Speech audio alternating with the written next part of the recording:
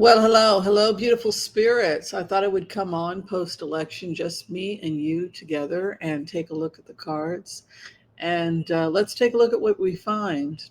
Now, as you know, Mamdani, he has won as mayor of New York. He's promising a lot of major changes. We can go ahead and take a look and see what's coming from him. For him.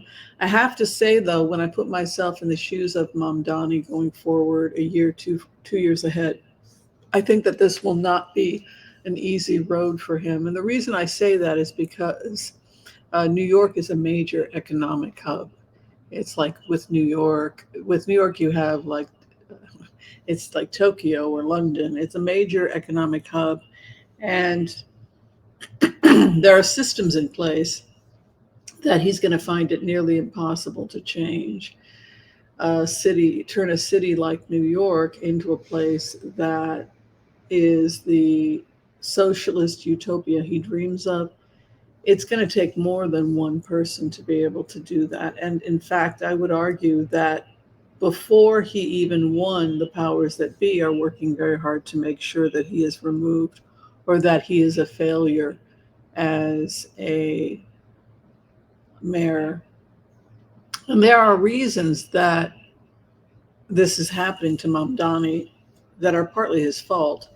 The money is getting linked back to foreign governments like Qatar. So he's going to have to answer for that. He's going to have to answer for the money that the investigations that are going on right now into his campaign about money coming from foreign governments that hate Israel, hate the Jews, which has nothing, by the way, to do with running local politics in New York, which has a very large Jewish population, other than to make people in New York scared about what's possibly coming. And people are scared, but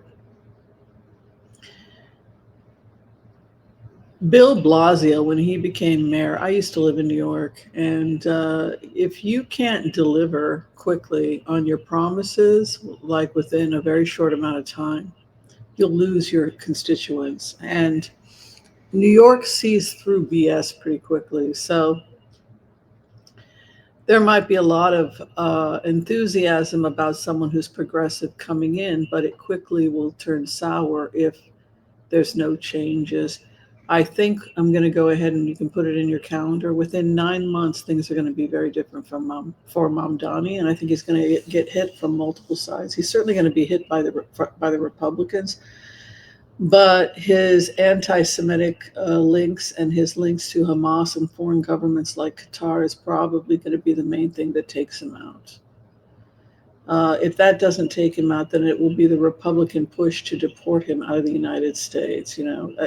Seriously, if it's found that the money was linked to terrorist organizations or that he took on pro-Hamas stance, and anybody who wants to find out more of that, you can check out. I can probably put a link below. I'll put a link in the pinned description of the group and what they did on October 7th so people can find out why his rhetoric and his contacts with Hamas supporters makes it look like Mamdani's days are numbered. I don't see him finishing his term.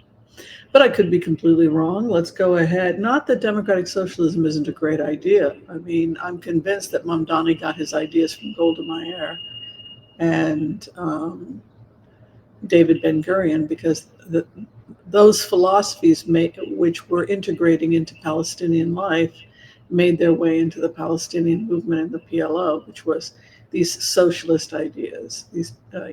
Which is why Bernie Sanders was connected with Golda Meir.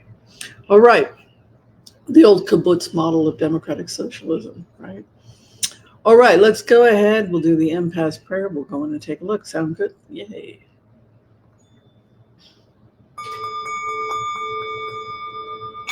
Okay. I want to call on white light protection for myself and this community as we ask permission from Spirit to access the Akashic records. We call on our spirit guides and our good angels to be with us. Please give us the clarity and the wisdom that is needed to empower all of us on our journeys to make the best decisions for ourselves, our families, the planet, the people we love, but also to help those that we may have strife with. And together, collectively, as a community, we say Amen. Let's take a look. All right, the future of Mamdani as mayor of New York. What is coming for him in the next couple of months? Let's take a look. Let's do that first, and then we'll take a look at the shutdown and what's going on with protecting SNAP and healthcare. Thanks for being here.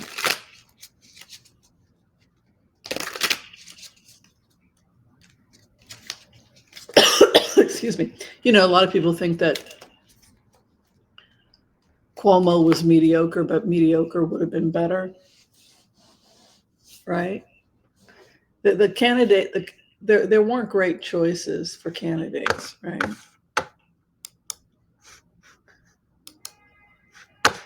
And where he's at right now, he's got the devil on his back.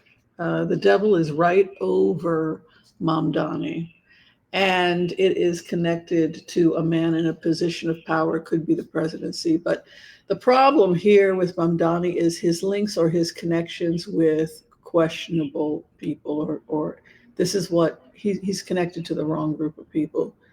Could be money collected from that was linked to terrorist groups or something of that nature. But he has an unholy alliance with the devil, and then his karma is the emperor,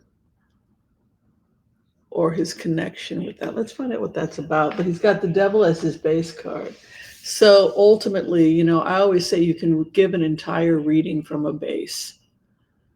You know, Whimsy, what's your first, in one sentence? I think his connections or ties to unholy organizations, possibly religious or, right, the dark side of religion, could be his undoing, right? Drugs, alcohol, addiction, a corrupt church, codependency and addiction, sex addiction, drugs, drug dealing, an alliance with the unholy. That is ultimately what will take Mamdani out.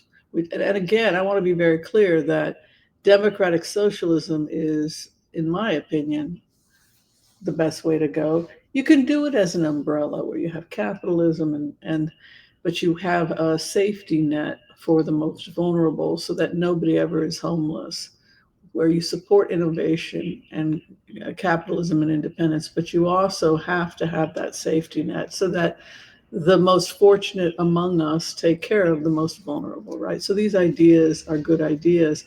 Unfortunately, that's not the main reason that Mamdani is taken out. The reason he's taken out is because of these links. And that emperor is coming in.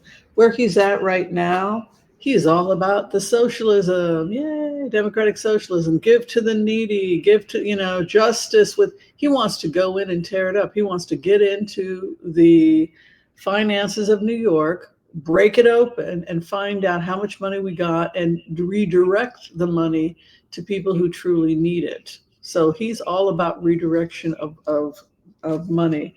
He's also very, very stubborn. So he doesn't want halfway measures. He wants everything to go. He has strong measures. He's a little bit confused about how things run because he's never been in the mayor's position yet. Unlike the actual, Como had been the mayor, right? But there's a 7 of Cups here, which would indicate some confusion. Also, he's being locked out.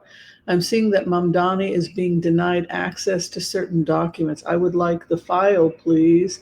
I would like the key to get into that locker. I'm the new mayor. I'm entitled to this.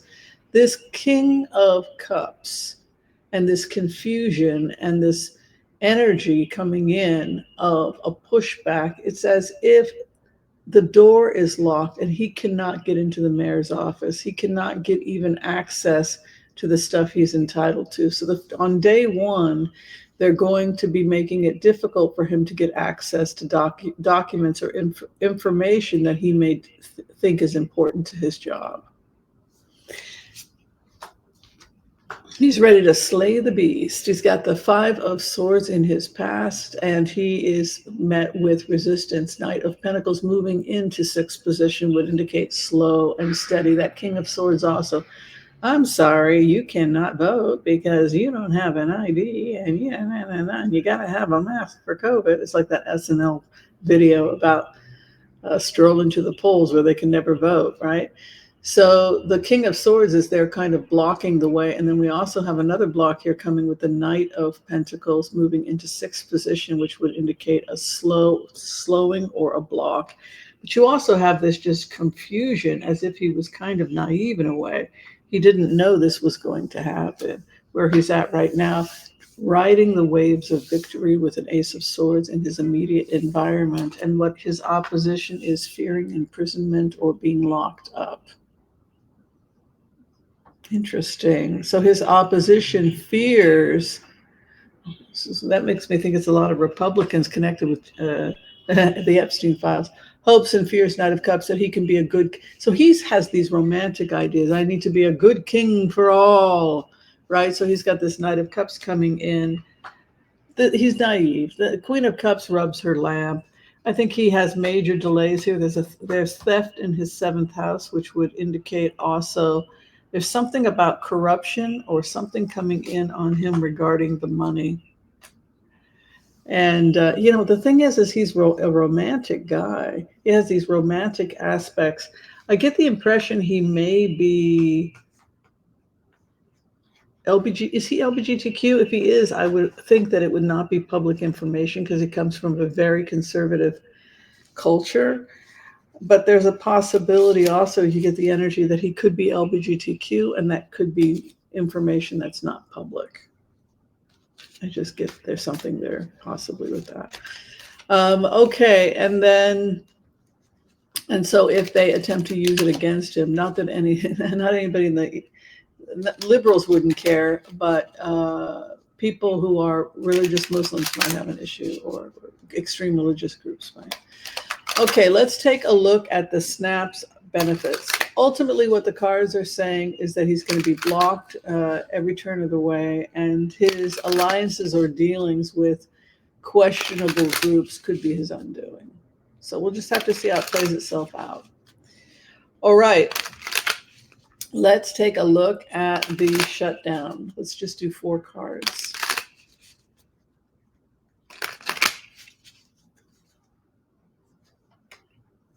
Oh, we have victory and success here over the shutdown, and we have an agreement. 2 of Cups moving in. Back and forth. There's still some things to iron out over the budget. But ultimately, people are going to more and more start to agree with the Democrats and override Trump. 5 of Swords would be to take the weapons of war away from one's enemies and to dismantle. 2 of Cups would be a holy alliance or a relationship. It's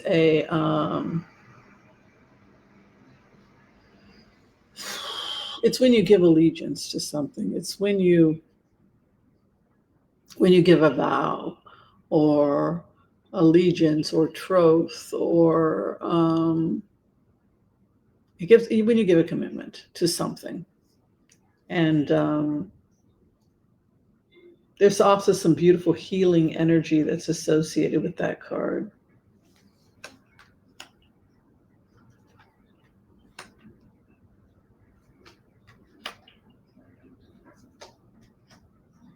I think we're moving towards a Democratic majority, but I don't think MAGA will leave easily. I think it will be very, very difficult. I think this is a slow evolution. It's like the unfurling of a beautiful flower. And it's going to be dismantled from within as more and more members of Congress break ranks because they're disillusioned or have ethical problems with the party. I think what happened to Marjorie Taylor Greene when she began to move more towards democratic socialist ideas and started realizing, well, us poor actually do have a lot in common with Bernie Sanders, right? And so the more that that connection can start to happen, the weaker those that want to keep the poor from uniting, the poor people of color and white people, keep them all fighting so that we don't come together and realize who the real problem maker is, right? So 10 of Pentacles is about a legacy or a continuation of a legacy. Is the weapons of war away. I feel like there's a new beginning and we're moving in that direction steadily between now and spring. We've got real momentum. But again, there's something about unholy alliance here, blocking or preventing us from going forward in ways we like. In terms of the overall standoff, though, it just feels to me when I look at these cards, particularly with that Five of Swords, it feels to me like they broke free of the standoff by extracting themselves from the president. Yeah, it will not hold. It's not sustainable. It's not sustainable. All right, let's go ahead and look at the SNAP benefits and also health insurance. Let's see what's going on with that. Thank you all for being here. If you haven't had a chance to share, like, and subscribe, I would love you to death if you would do that. Thank you. Thank you. All right. SNAP benefits coming in. Ooh, that's very nice. That's also very good. Basically, there are 2 or 3 things that we can do in order to assure that Americans never go hungry. And that is to work in an area of pledges. So what Spirit is saying is that, say you have a radius, my zip code in Portland, the main Multnomah County zip code is 97201. And if you calculated how many people are dependent upon SNAP in 97201, and then calculate how many extremely wealthy beneficiaries there are in 97201 and appeal to them, will you donate to pick up the slack for SNAPs so that people never miss a meal? You can do those kinds of coordinations at a neighborhood level and at a zip code level, so that the beneficiaries in those zip codes can make sure that there is that in the event of an emergency, they can step in. I think that the more we can appeal to every millionaire or rich person in our zip code to say, I need to get a pledge from you, and have it be public, that you will step in these types of a situation. Because there's something about this card reading that speaks of the wealthy global elite coming in and assisting. You have that Seven of Pentacles moving in, which is the money coming in, the opposition, which is this feeling of Nine of Wands, as if everything is coming in on us. But then you have these business energies coming in, like the Queen of Pentacles and the World.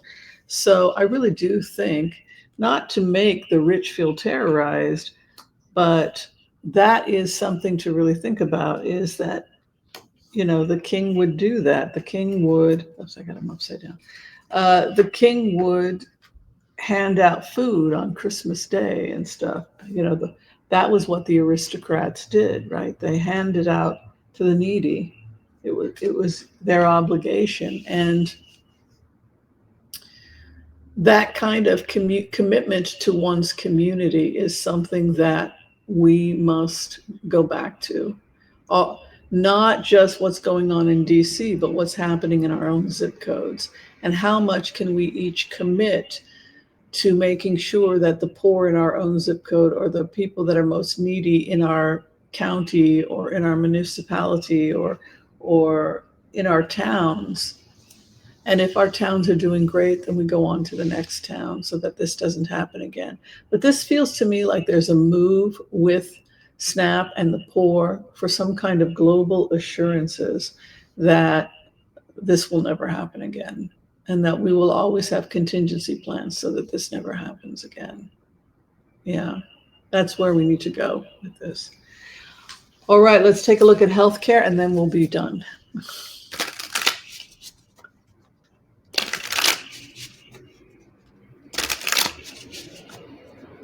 All right, healthcare.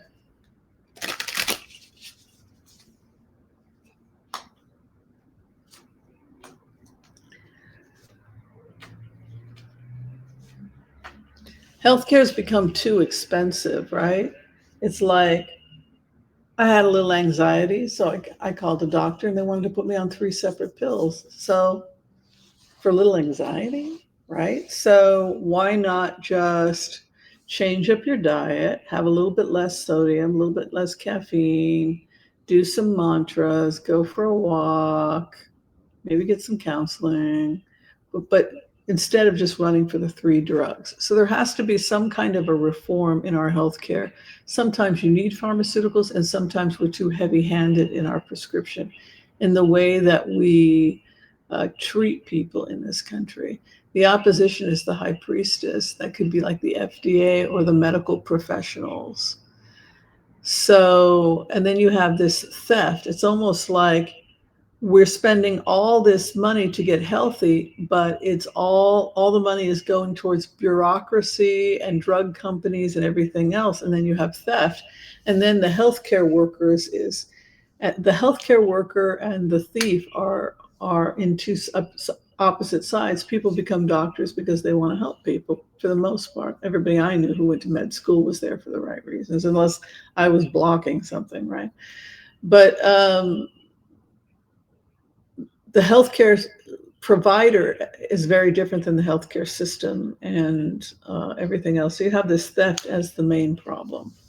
Theft is the main issue. The final outcome is the hermit. How can we begin to streamline cost? So if we can streamline cost, healthcare would be affordable for everyone. But if healthcare is based on the maximum amount of profits for pharmaceutical companies and for insurance companies, it will never be cheap. But if we focus on what actually works, science-based, and not over-prescribing, if we base it on the sciences rather than on just ripping people off, then medicine would be much less expensive. And I think that's what Luigi was saying, right? Not that you should go around assassinating people, but that he felt like his life was ruined by health insurance companies, right? So we have very good stars with the future of healthcare in the United States, because we have these great cards of the scholarship. We also have the money man. I feel like the way to work this out is going to be that the money man is going to bring in the scientists to streamline healthcare to make it more affordable. And I don't know if that's necessarily a bad thing. I don't think it's necessarily a bad thing if we try to change the way healthcare is being practiced to make it more affordable. That seems to be the direction. Science-based and affordability seems to be the direction we're headed in. And that's good. All right. I want to thank you all for watching this quick video. If you're trying to get in for a reading with me, I would love to give you a reading. You can book me through Booksy, and all that information is below. Okay, be kind to all so that all will be kind to you too. God bless, and we'll see you next time. Bye. Don't worry about Mamdani. There'll be another person that will come in probably. He's not the only option. If it doesn't work out, they'll get somebody else. All right. Thank you.